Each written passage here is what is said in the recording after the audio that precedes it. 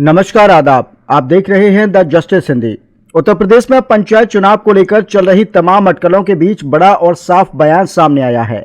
UP सरकार के cabinet मंत्री ओम प्रकाश राजभर ने स्पष्ट कर दिया है कि पंचायत चुनाव अपने तय समय पर ही कराए जाएंगे और इसमें किसी भी तरह की देरी नहीं होगी। सुल्तानपुर पहुंचे ओम प्रकाश राजभर ने उत्तर प्रदेश दिवस के अवसर पर आयोजित प्रदर्शनी में हिस्सा लिया। इसी दौरान मीडिया से बातचीत में उन्होंने पंचायत चुनाव को लेकर स्थिति साफ की। राजभर ने बताया कि मतदाता सूची के विशेष पुनरीक्षण यानी SIR का काम 6 फरवरी तक पूरा कर लिया जाएगा। इसके साथ ही मतपत्रों की छपाई का कार्य भी जारी है और जो आपत्तियां सामने आई हैं उनका निस्तारण लगातार किया जा रहा है। उन्होंने कहा कि चुनावी तैयारियों का काम रुका नहीं है और पूरी प्रक्रिया तय समय सीमा में आगे बढ़ रही है। राजभर का यह बयान ऐसे समय में आया है जब विपक्ष लगातार पंचायत चुनाव को लेकर सवाल उठा रहा है। उनके साफ संदेश से यह संकेत मिल गया कि सरकार पंचायत चुनाव को लेकर पूरी तरह तैयार है और किसी भी तरह की अनिश्चितता की स्थिति नहीं है। इसके अलावा ओम प्रकाश राजभर ने माघ मेले और शंकराचार्य विवाद पर भी तीखी प्रतिक्रिया दी। हालांकि उनका मुख्य जोर प्रशासनिक व्यवस्थाओं और कानून व्यवस्था बनाए रखने पर रहा।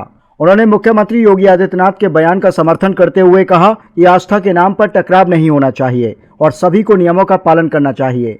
VIP कल्चर को लेकर बोलते हुए राजभर ने कहा कि जनता एक तरफ VIP संस्कृति खत्म करने की बात करती है और दूसरी तरफ उसी की मांग भी करती है। उन्होंने साफ कहा कि बिना अनुमति कहीं भी प्रवेश करने पर यदि कोई अप्रिय घटना होती है तो उसकी जिम्मेदारी सरकार की नहीं होगी। वहीं अपनी पार्टी और कार्यकर्ताओं को लेकर दिए गए विवादित बयानों पर उन्होंने संयमित प्रतिक्रिया दी और कहा कि व्यक्ति से बड़ा जनता का मत होता है। उन्होंने यह भी कहा कि जनता उनके विचारों और संघर्षों के साथ खड़ी है। लेकिन कुल मिलाकर ओम प्रकाश राजभर का सबसे अहम और सीधा संदेश पंचायत चुनाव को लेकर रहा। उन्होंने साफ कर दिया कि चुनाव प्रक्रिया पटरी पर है, काम तेजी से चल रहा है और पंचायत चुनाव तय समय पर ही होंगे। क्या मानते हैं? सरकार से विरोध नहीं है। देखिए, कानून का राज है ना, संविधान से देश चल रहा है। कानून को अपने हाथ में आप लेना चाहते हैं तो प्रशासन है, अनुमति ले लीजिए।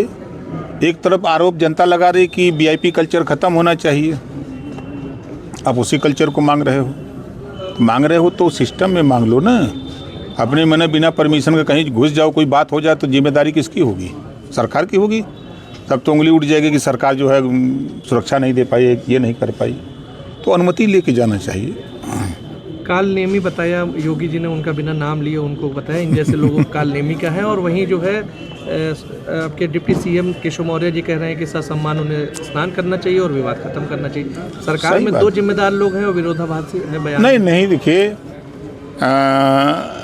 सरकार की मंशा है, मुख्यमंत्री जी के जो कहने का तात्पर्य है कि हनुमान जी तो लक्ष्मण जी का जान बचाने के लिए न जा रहे थे, संजीवनी बूटी लाने जा रहे थे तो कालनेमी आया था ना।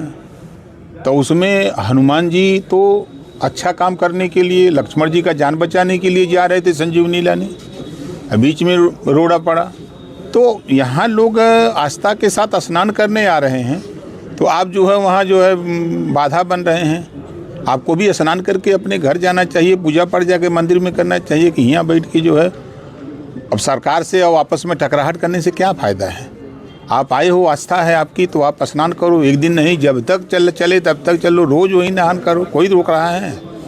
शंकराचार्य जी ने कह दिया है कि योगी जी औरंगजेब हैं जबकि केशव मौर्य जैसा आदमी को मुख्यमंत्री होना चाहिए।